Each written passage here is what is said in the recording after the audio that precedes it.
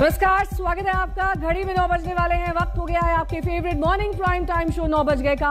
आपके साथ हूं मैं नेहा बात। हम आज पश्चिम बंगाल में 3 विधानसभा सीटों पर उपचुनाव हो रहा है, लेकिन सबकी नजर भवानीपुर सीट पर है, जहां से ममता बनर्जी चुनाव लड़ रही हैं। ममता बनर्जी के खिलाफ यहां से बीजेपी की प्रियंका टिब्रेवाल और सीपीएम के श्रीजीव विश्वास समेत 12 उम्मीदवार हैं। यहां उपचुनाव की नौबत इसलिए आन पड़ी है क्योंकि ममता बनर्जी के लिए टीएमसी के शोभन देव चट्टोपाध्याय ने यहां से इस्तीफा दिया था और ममता बनर्जी नंदीग्राम से चुनाव हार चुकी थी। उन्हें मुख्यमंत्री बने रहने के लिए 5 नवंबर तक विधायक बनना जरूरी है। संविधान के मुताबिक शपथ ग्रहण के 6 महीने के भीतर किसी मंत्री या मुख्यमंत्री का सदन का सदस्य बनना जरूरी है। चूंकि पश्चिम बंगाल विधान परिषद नहीं है, इसलिए नंदीग्राम में हार के बाद ममता के लिए एकमात्र यही चुनावी रास्ता बचा हुआ था। तो आपको बता दें कि ममता बनर्जी, जिनकी उम्र 66 साल, उनके खिलाफ खड़ी हुई हैं 41 साल की प्रियंका टिब्रेवाल और इन दोनों में मुकाबला है। शोभन देव चट्टोपाध्याय के इस्तीफे की वजह से दोबारा चुनाव किया जा रहा है और यह भी वजह है कि ममता बनर्जी नंदीग्राम से चुनाव हार गई थी पश्चिम बंगाल में, और विधान परिषद क्योंकि नहीं होता है पश्चिम बंगाल में, इसलिए यह चुनाव जरूरी था। मुख्यमंत्री बने रहने के लिए ममता बनर्जी को 6 महीने के भीतर यानी कि 5 नवंबर से पहले विधायक बनना जरूरी है।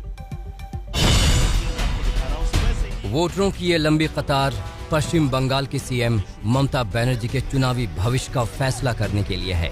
भवानीपुर में सुबह 7 बजे से उपचुनाव के लिए वोट डाले जा रहे हैं।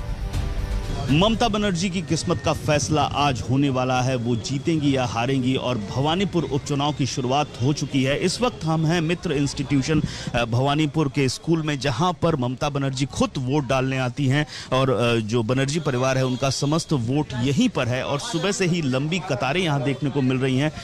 2 तरफ की कतारें हैं, इस तरफ भी कतार है और इस तरफ भी कतार है। तो बंगाल का जो चिर परिचित अंदाज है वो देखने को मिल रहा है। अच्छी बात है, क्योंकि अमूमन उपचुनाव में भीड़ नहीं होती है, भीड़ कम होती है और जो वोटिंग परसेंटेज है वो भी काफी कम होता है। भवानीपुर उपचुनाव ममता बनर्जी के लिए काफी मायने रखता है। मुख्यमंत्री बने रहने के लिए 5 नवंबर तक ममता का विधायक बनना जरूरी है। विधानसभा चुनाव में ममता नंदीग्राम में बीजेपी के शुभेंदु अधिकारी से हार गई थी। टीएमसी की ये पारंपरिक सीट है। ममता बनर्जी यहाँ से 2011 और 2016 से चुनाव जीत चुकी हैं। हम तृणमूल को जिताएंगे, हम आम जनता को आजादी देंगे। মনে রাখবেন, আজকে স্বাধীনতা চলে যাচ্ছে দেশে, আমরা হিন্দুস্তানকে তালিবান বানাতে দেব না, মাথায় রেখে দেবেন। আজকে ইউপিতে লোক কথা বলতে পারে না, পাঞ্জাবে ভয়ে লোক কথা বলতে পারে না, ত্রিপুরায় পারে না, দিল্লিতে পারে না, উত্তরপ্রদেশে পারে না, শুধু মানুষকে মারা হয়। भवानीपुर से यूं तो कल 12 उम्मीदवार हैं, लेकिन मुख्य मुकाबला टीएमसी की ममता बनर्जी, बीजेपी की प्रियंका टिब्रेवाल और सीपीएम श्रीजीव विश्वास में है। ममता को यहां बीजेपी युवा मोर्चा की उपाध्याय प्रियंका टिब्रेवाल चुनौती दे रही हैं। हालांकि ममता की तरह वो भी इसी साल हुए आम चुनाव में एंटल्ली सीट से बड़े अंतर से चुनाव हारी थी। कैसा चल रहा है वोटिंग जो आप देख रहे हैं? जहाँ जहाँ खराबी दिख रही है वहाँ मैं आवाज उठा ही रही हूँ। नहीं, अभी तक कोई बूथ ड्रैगिंग या जैमिंग का कोई 2-3 जगह जैम करने का कोशिश किया था। अब इसमें भी 146 था, वो मैंने चालू कराया। 126 जो मदन मित्रा के घर के नीचे है वो जैम अभी भी करके रखा है। अभी तक जो हो रहा है, आप खुश हो, संतुष्ट हो या फिर दिक्कत है? लोग अगर घरों से निकल करके जेन्युइन वोटिंग होती है देते हैं, तो आप नतीजा देख लीजिएगा। कोविड का साया है, लिहाजा मतदान केंद्रों पर कोविड प्रोटोकॉल का पूरा ख्याल रखा जा रहा है। साथ ही पश्चिम बंगाल के सियासी रक्त चरित्र को देखते हुए सुरक्षा के कड़े इंतजाम भी किए गए हैं। वोटिंग शाम 6 बजे तक खत्म होगी। पश्चिम बंगाल में 2 अन्य विधानसभा सीटों पर भी उपचुनाव हो रहा है। ये 2 सीटें हैं मुर्शिदाबाद जिले की जंगीपुर और शमशेरगंज। वोटों की गिनती 3 अक्टूबर को होगी। कोलकाता से अनुपम मिश्रा के साथ आज तक ब्यूरो।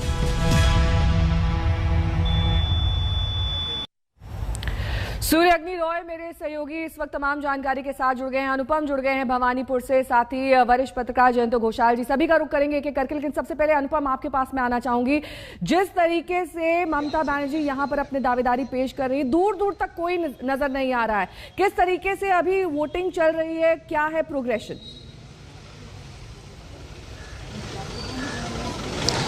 जी नेहा, देखिए इस वक्त हम लोग मित्र इंस्टीट्यूशन भवानीपुर का जो स्कूल है उसके ठीक सामने हैं। यहाँ पर ममता बनर्जी वोट देती हैं तो सुबह से ही लोगों की लंबी कतारें हमें देखने को मिल रही हैं। जो सुबह जब हम लोग 7 बजे आए थे तब बाहर में काफ़ी लंबी कतार थी, अब भीतर में लोगों को भेजा जा रहा है। भीतर में कई बूथ हैं तो अमूमन जो स्थिति रहती है उपचुनाव में वैसी स्थिति नज़र नहीं आ रही है अभी सुबह में तो, लेकिन थोड़ी देर बाद जो वोटिंग परसेंटेज है वो पता चलेगा, क्योंकि वोटिंग परसेंटेज पर बहुत कुछ निर्भर कर रहा है। खासतौर पर जो टीएमसी के नेताओं से हम बात कर रहे थे तो वो बोल रहे थे कि अगर वोटिंग परसेंटेज ज़्यादा होगा तो उनकी यही कोशिश है कि मार्जिन से जीते ममता बनर्जी, क्योंकि ममता बनर्जी अब नेशनल पॉलिटिक्स में जाने के लिए पूरी तैयारी कर चुकी हैं। ऐसे में उनको एक पुश मिलेगा अगर वो यहाँ मार्जिन से जीतती हैं। वहीं बीजेपी का भी यही कहना है कि अगर मार्जिन ज़्यादा बढ़ता है तो ममता बनर्जी को हो सकता है नुकसान हो। तो दोनों ही ओर से कोशिश है और चाह रहे हैं दोनों ही पार्टियाँ, सीपीएम भी यही चाहती है, तीनों ही पार्टियाँ, कि जो वोटिंग परसेंटेज है वो ज़्यादा हो। पिछली बार अगर हम देखें तो 61% वोटिंग परसेंटेज हुआ था इस भवानीपुर विधानसभा क्षेत्र में, जो कि बंगाल का औसत प्रतिशत है उससे कम रहा था।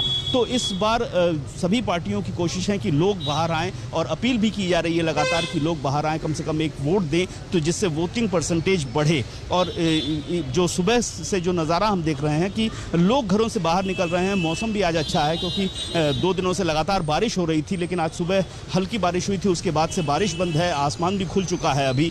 तो उम्मीद की जा रही है कि जो वोटिंग परसेंटेज है वो ज़्यादा होगा, जिससे जो सभी पार्टियां चाह रही हैं उनके मन मुताबिक हो सकता है ये हो। लौटूंगी मैं आपके पास अनुपम। सूर्याग्नि भी लगातार हमारे साथ जुड़े हैं। सूर्याग्नि, प्रियंका टिब्रेवाल ये आरोप लगा रही हैं कि कई वोटिंग बूथों पर गड़बड़ी हो रही है जिसकी कंप्लेन उन्होंने की है, कहां तक इन दावों में सच्चाई है? देखिए, प्रियंका टिब्रेवाल सुबह 5 बजे से वो भवानीपुर में घूम रही हैं, बूथ पे जा रही है। हमसे भी बात की, उन्होंने दावा किया कि कुछ बूथों पे जैमिंग की जा रही है, कोशिश कर रहे हैं तृणमूल के लोग और वो इसका प्रोटेस्ट वो करेंगी। और दूसरी जगह पे वो एक जगह से गुजर रही थी, एक खाने की जगह को उन्होंने देखा कि वहां पे लोग हैं। उनके ऑफिस ने ईसी को कंप्लेन भी किया है कि कैसे 144 में, सेक्शन 144 में जहां पे वोटिंग हो रही है, ऐसे एक सिचुएशन में कोई ढाबा या फिर ईटरी जो है वो खुला रह सकता है, वहां पे भीड़ मौजूद हो सकती है। ऐसा दावा प्रियंका के ऑफिस से किया गया है, ईसीआई को कंप्लेन किया गया है। और दूसरी बात, अगर हम वोटिंग के बारे में बात करें तो सुबह से भवानीपुर के भिन्न भिन्न जगह पे हम लोग घूमे हैं, लेकिन नजारा ऐसा ही है, कुछ खास दिख नहीं रहा है, क्योंकि लोगों की तादाद जो है वो बहुत ही अगर मैं कहूं तो डिसेंट या फिर उससे कम लग रही है, क्योंकि यहाँ पर जो भीड़ हमने शायद चुनाव में देखा था, 21 के चुनाव में देखा था, वो वैसी भीड़ें सुबह से एटलीस्ट जहां जहां हम लोग गए हैं भवानीपुर के, वहां पे देखने को मिला है नहीं। और लेकिन सिर्फ 9 बजे हैं अभी, शाम के 6 बजे तक पोलिंग चलेगी और हम ये अपेक्षा कर सकते हैं कि आहिस्ते आहिस्ते, क्योंकि वेदर भी बेटर होते जा रहा है, शायद लोगों की तादाद जो है वो बढ़े, लोग आए, क्योंकि दोनों ही पार्टी इनफैक्ट सीपीएम के द्वारा भी यही प्रचार किया गया था कि घर से निकलिए और वोट दीजिए, क्योंकि जैसे अनुपम मिश्रा ने कहा कि मार्जिन एक बहुत बड़ा फैक्टर होगा, क्योंकि देखना होगा कि कौन जीतता है, लेकिन कितने मार्जिन से कौन जीतता है वो भी बहुत एक डिसाइसिव फैक्टर बन जाएगा। नेहा, बिल्कुल लौटूंगी मैं आपके पास। सूर्याग्नि रॉय मेरे सहयोगी तमाम जानकारी के साथ जुड़े हुए हैं। अनुपम, अगर आप पीछे की तस्वीरें एक बार दिखा सकें, किस तरीके से वहां पर लोगों का आना शुरू हो चुका है, क्योंकि जहां पर सूर्याग्नि खड़े हैं वहां तो बारिश हो रही है जिससे आज की वोटिंग प्रभावित हो सकती है।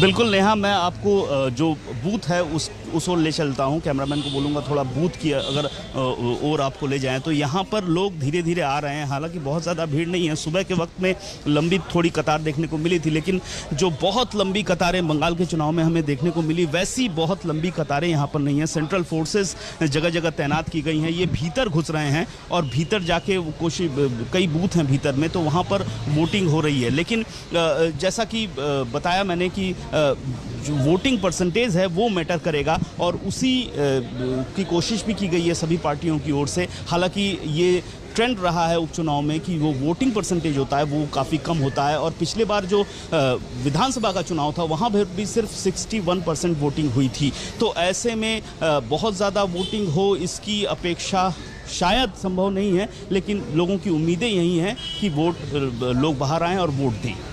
बने रहिए हमारे साथ। जयंतो जी हमारे साथ जुड़े हुए लगातार। जयंतो जी, जब पश्चिम बंगाल का चुनाव हो रहा था तब भी आपसे बातचीत हो रही थी और हमने कहा था कि ममता बनर्जी सिंगल हैंडेडली नंदीग्राम से जीत जाएंगी, लेकिन ऐसा नहीं हो पाया, जिसके लिए अब मामला कोर्ट में भी है। लेकिन इस बार भवानीपुर से जीतना ममता के लिए साख और नाक दोनों का सवाल है। एक लंबा मार्जिन अगर हो तो और भी बेहतर है, क्योंकि नेशनल पॉलिटिक्स में अगर आपको एंट्री चाहिए तो एक धमाकेदार जीत के साथ आप वो एंट्री कर सकते हैं। जयंतो जी। हाँ, देखिए, पश्चिम बंगाल में भवानीपुर सेंटर जो है, कॉन्स्टिट्यूएंसी जो है, वो बहुत इंटरेस्टिंग कॉन्स्टिट्यूएंसी हो गया है नेहा जी, क्योंकि यहां गार्डन रिच भी है, जहां मुस्लिम डोमिनेटेड आबादी है। भवानीपुर कॉन्स्टिट्यूएंसी में 20% मुस्लिम वोट है और नेताजी सुभाष बोस के घर एल्गिन रोड एकदम सोफिस्टिकेटेड, जिसको हम लोग भद्रलोक बंगाली कहते हैं, अर्बन बंगाली, एलिट बंगाली रहते हैं, वो भवानीपुर में दोनों ही हैं। और भवानीपुर में जैसे कालीघाट है, तो ये एक बहुत इंटरेस्टिंग कॉन्स्टिट्यूएंसी है। और लास्ट 2 असेंबली चुनाव में तृणमूल कांग्रेस के जो वोट बैंक, जो कांग्रेस से तृणमूल को मिला था, वो वोट बैंक धीरे धीरे बीजेपी में जा रहा था। मतलब 2 असेंबली इलेक्शन में बीजेपी का वोट बैंक बढ़ गया था।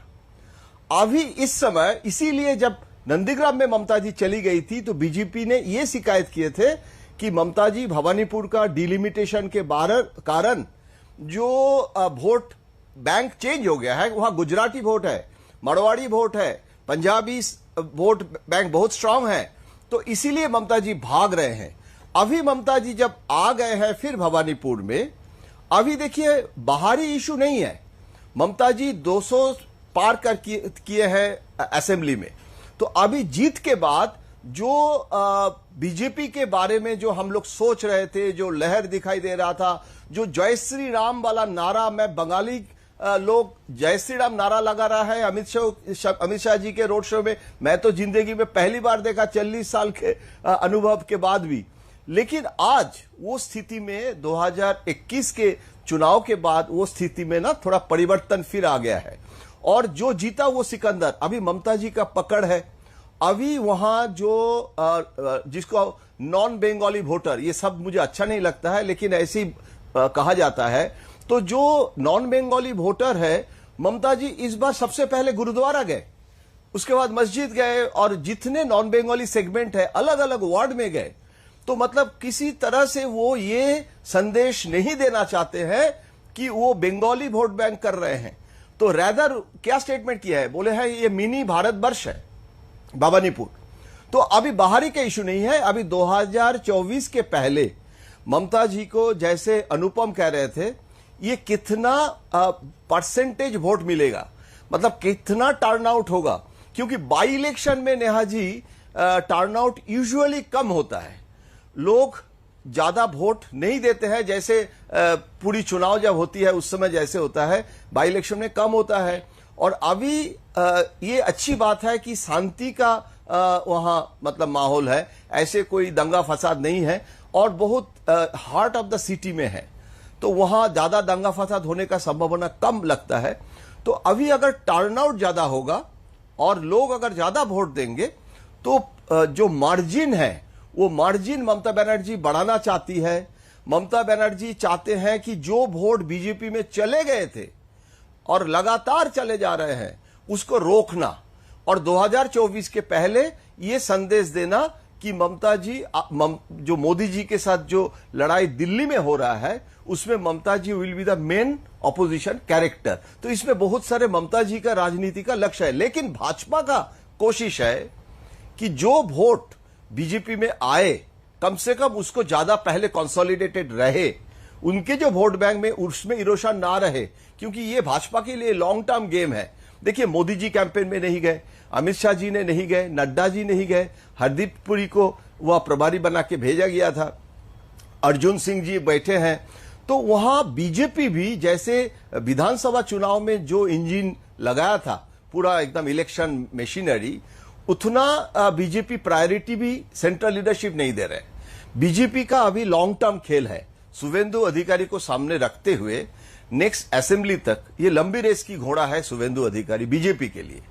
तो इसीलिए इस चुनाव में अभी सबसे बड़ी बात है कि क्या मार्जिन होगा, ममता जी हारेंगे, ये फोरकास्ट मुझे तो लगता नहीं है किसी पोल स्टार ने किया है कि भवानीपुर में ममता हार जाएगी, लेकिन देखिए आर्ट ऑफ पॉसिबिलिटी है। लौटूंगी मैं आपके पास जयंत जी, हमारे संवाददाता बने हुए हैं हमारे साथ। सबसे पहले रुक करेंगे भवानीपुर से, हमारे संवाददाता अनुपम मिश्र हमारे साथ जुड़े हैं। अनुपम, जिस तरीके से यहाँ पर सूर्याग्नि जानकारी दे रहे थे कि प्रियंका टिब्रेवाल बूथ जा रही हैं, देख रही हैं कि वहां सब कुछ ठीक ठाक हो रहा है, आपके बूथ पर पहुंची क्या वो?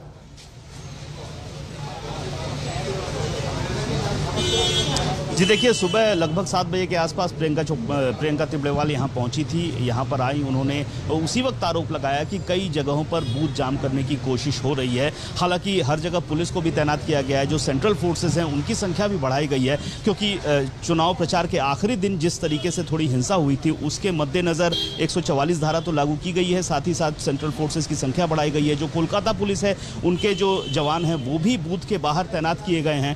तो प्रशासन की ओर से, चुनाव आयोग की ओर से कोशिश है कि जितना शांतिपूर्ण हो सके चुनाव उतना किया जाए। हालांकि अभी तक हिंसा की वैसी कोई भी खबर हमारे पास नहीं आई है। जितने भी बूथ हैं भवानीपुर असेंबली क्षेत्र में, आरोप जरूर लगाए हैं प्रियंका टिब्रेवाल की ओर से लगाए गए हैं, लेकिन जहां जहां हम लोग गए हैं वहां पर अभी तक शांतिपूर्ण मतदान हो रहा है और कोशिश भी यही है प्रशासन की कि शांतिपूर्ण मतदान हो, संपन्न हो।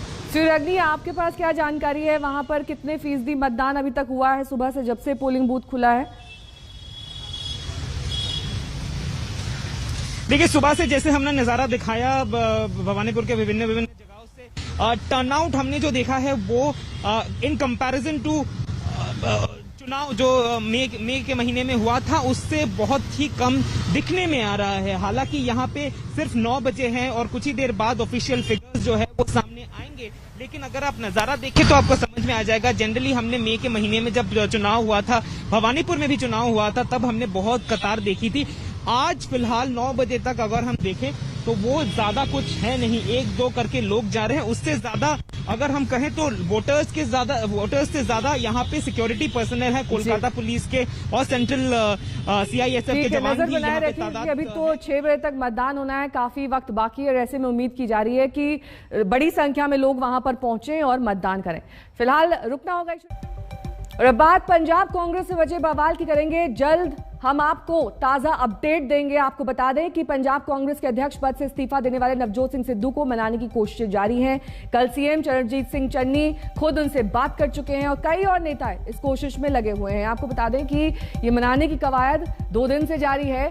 कल सीएम चन्नी ने की बात, उन्होंने कहा कि मैं फोन पर बात कर चुका हूं, लेकिन एक बार फिर से आमने सामने मुलाकात हुई। अपनी 3 मांगों पर अड़े हुए हैं नवजोत सिंह सिद्धू। एक की सीमा के बाद हाईकमान झुकने को तैयार नहीं है और हाईकमान ने कह दिया है कि एक हद तक ही सिद्धू को मिलाने की कोशिश की जा सकती है। अब आपको बता दें कि अपने इस्तीफे पर अभी भी सिद्धू अड़े हुए हैं।